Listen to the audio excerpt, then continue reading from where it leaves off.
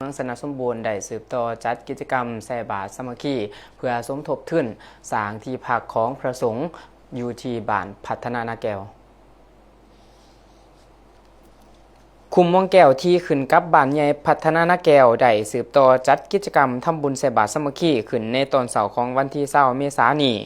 ภายในเขาร่วมมีพระอาจารย์ศรีบุญเฮืองหลวนอัมพรคณะประจำองค์การพุทธศาสนาสัมพันธ์ลาวเมืองสนสมบูรณ์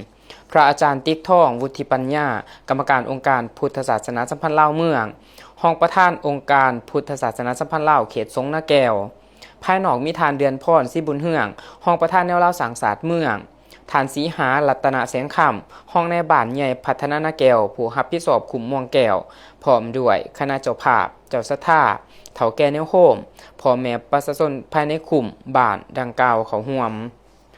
ภายในก็ได้มีพิธีไหว้พระหับศีลใส่บาตรหยาดน้ำจากนั้นคณะเจ้าภาพเจ้าศรัทธาที่มาจากประเทศไทยก็ได้ถวายผ้าป่าสามัคคีและศรัทธาปัจจัยต่อยอดเป็นเงินจำนวนทั้งหมด33 ล้านกว่ากีบให้แก่พระสงฆ์ท่านสีหารัตนแสงคำห้องในบ้านใหญ่พัฒนานาแก้วให้หูว่า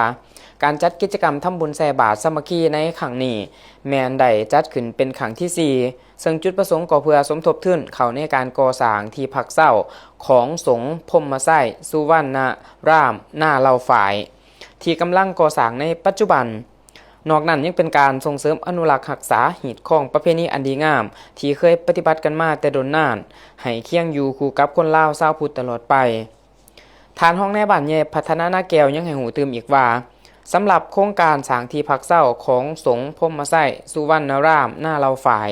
แม่นได้เริ่มลงมือก่อสร้างวางเสาเอกเสาขวัญมาแต่วันที่28 ธันวาคม ปี 2025ถึงปัจจุบันกำลังขุนเขียวถอกเสาเทคาน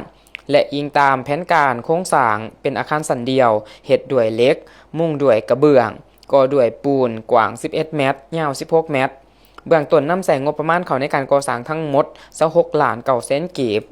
นอกนั้นยังได้สำเร็จการบุกเบิกปรับสภาพนาดินเจาะน้ำบาดาลและก่อสร้างห้องน้ำพร้อมทั้งสำเร็จการติดตั้งระบบไฟฟ้าภายในสถานที่พักเศร้าของสงฆ์พรหมไสยสุวรรณรามหน้าเหล่าฝ่ายมูลค่า33 ล้าน 3 แสนกีบรวมมูลค่าในการก่อสร้างทั้งหมด70 ล้าน 2 แสนกีบโดยทุนแม่นได้จากการจัดกิจกรรมทำบุญใส่บาตรสามัคคีและได้จากการแผ่ศรัทธานำพ่อแม่ประชาชนผู้ที่อยู่ภายในและต่างประเทศประกอบส่วนเขาในการก่อสร้าง